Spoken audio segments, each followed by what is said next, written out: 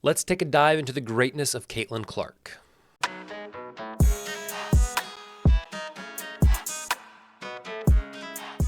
Welcome back to the Green Beans Go channel. It's your host, me, and I wasn't going to address this, but after I just tried to find Caitlin Clark's middle name and the first article I found was this, I think I need to talk about it just briefly.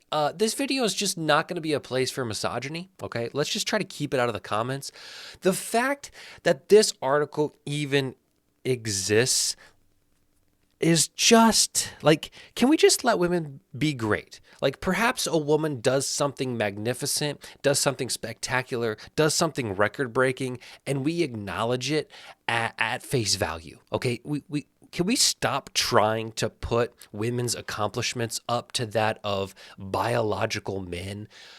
Please, for 5 minutes, like you don't think she's sick of hearing people compare her stats, her worth, her ability on the basketball court to dudes? That's probably what she's heard her whole life. So for 5 minutes, let's just talk about how great she is, full stop. Thank you. Got so worked up I had to take off the hoodie. I'm also getting a haircut tomorrow, so I apologize for the bushiness that I have, but we're getting that taken care of, don't worry.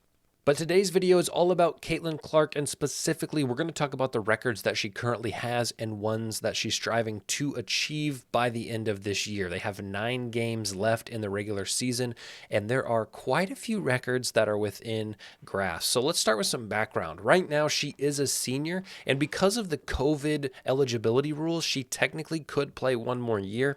Now, it is widely believed that she will declare for the WNBA after this year, and she will not return to Iowa. And I think I believe that. I mean, some of these records are within reach, especially if she plays another year. So it kind of depends on how important is following her dreams, which you can assume the WNBA is, versus achieving some of these records. I think she has plenty, so I imagine she goes to the WNBA. If we look at her averages right now, she is scoring 32 points a game, which is first in women's college basketball. She's averaging 7 rebounds as a guard, and while she's not ranked nationally in terms of her rebounds, she's 6 foot tall, all right, and there are girls that are 6'3", 6'4", that play positions under the basket who are obviously going to average much more, but 7 rebounds for a guard is absolutely tremendous. She is second in the nation with 7.6 assists per game, and she's shooting at almost 50%. So what I quickly want to point out to you is how amazing leading the country in points and being second in assists is. If you don't realize, those are negatively correlated stats, which means for every point she's scoring, she cannot get an assist. And for every assist she's getting, she cannot score a point. She can never get both on the same play.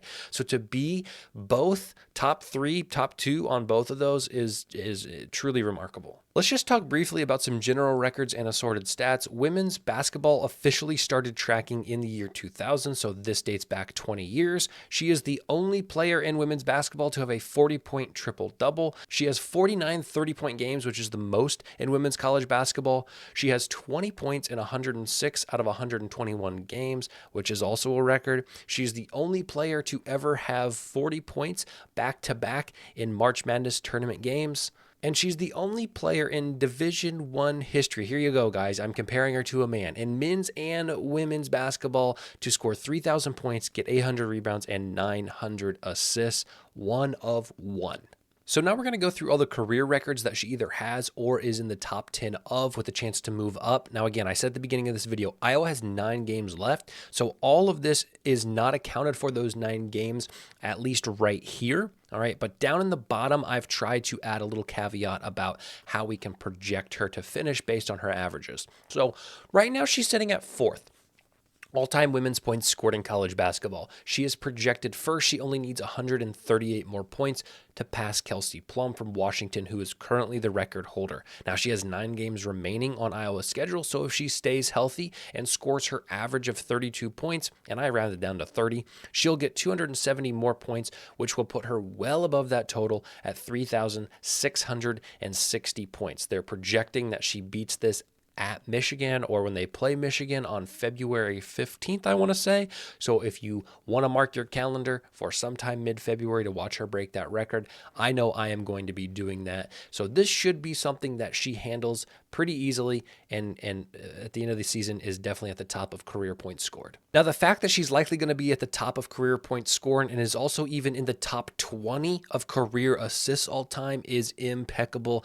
I looked through and I could not find an overlapping top 20 even player of points scored and assists, so this is truly remarkable. Now, she is 8th right now, but I'm projecting her at 6th. She has 9 games left, and if she gets 50 more assists, which would be her average of 5.5, that would put her at 1,008. You see she's 30 points behind 6th right now, and the jump from 6th to 5th is just absolutely insane. It's 100 more assists, so that's almost a whole season's worth for most people. So I don't think there's any way that she gets 130 more assists in 9 games, but I think it's very possible that she does get that 31 to put her up into 6th place. Caitlin Clark is 2nd in the nation at career triple doubles, and she will finish 2nd. And Sabrina Ionescu, 26 is absolutely insane. It's almost double what Caitlin Clark's is. I'm not going to project where she's going to be. She might get 1 or 2 more, but the gap even between 3 and 2 is pretty massive. 9 to 15 is a huge jump, but then again, 15 to 26 is an even more incredible jump. So still an amazing accomplishment, and we should take nothing away from her in that.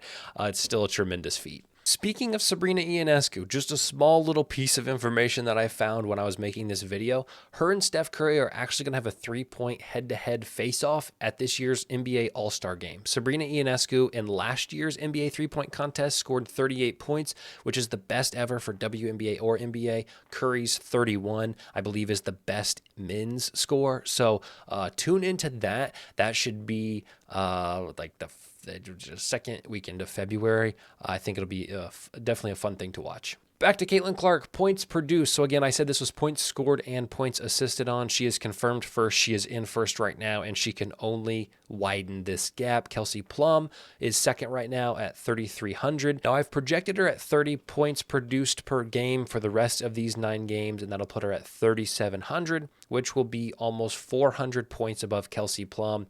It's a record I don't know if we'll see broken, certainly in my lifetime. Free throws made. Right now, Caitlin Clark is in the 10th spot, and I have put this projected face on here because it is so close, and the gap is so small in all of these players. So right now, she is averaging 5 made per game. So at 9 games left, that'll be 45. That'll put her at 749.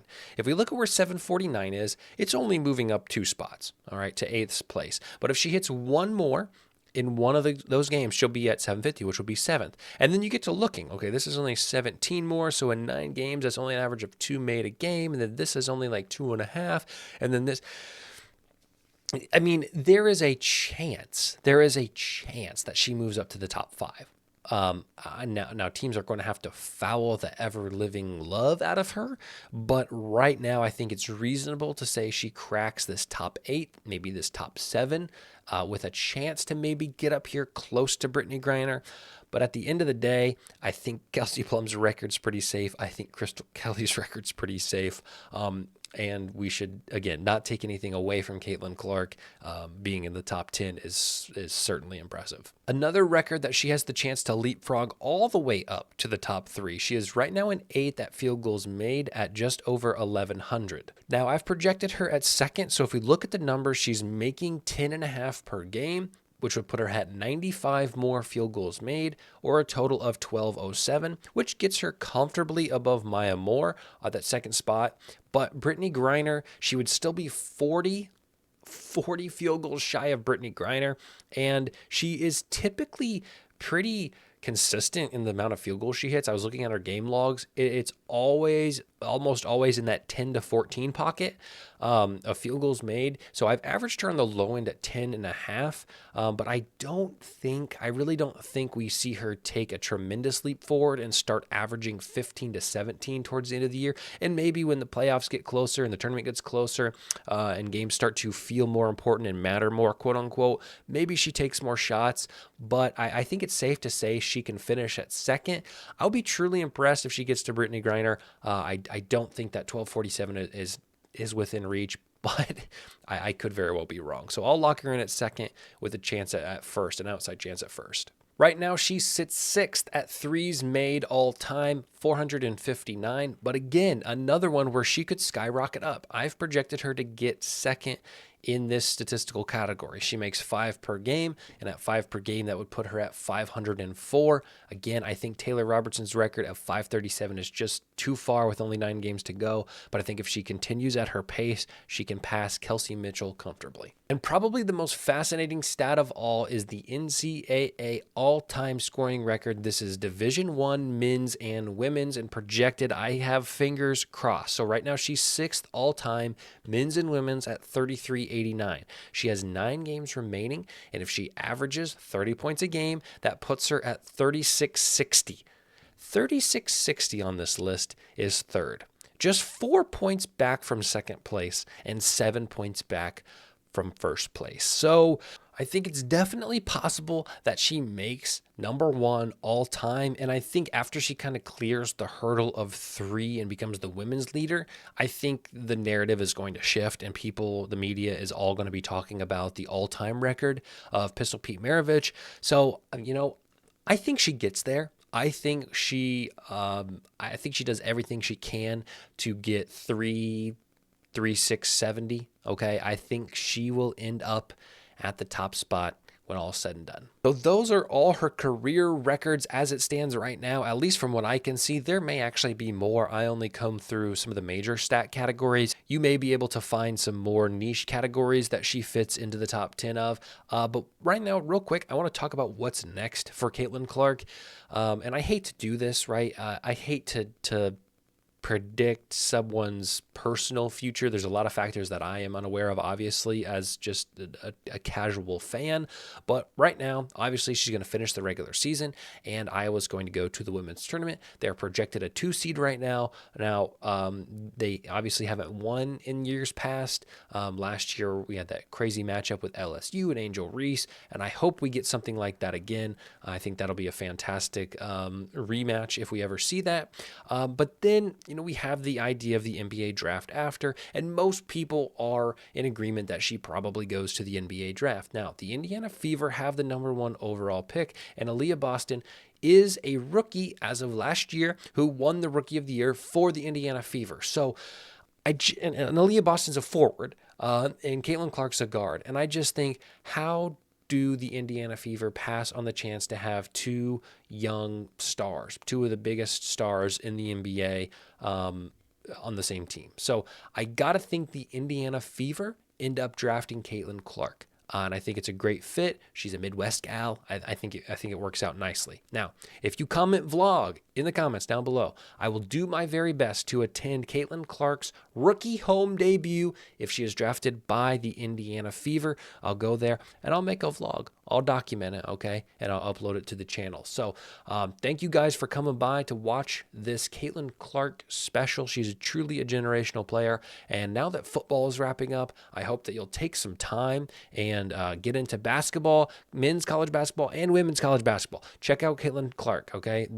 Iowa gets their games broadcasted a ton because of her. So flip that on, okay? Watch her work, all right? I know she plays tomorrow. Planning to watch that game. So again, if you like the content, dude, just subscribe. Dude, help me out.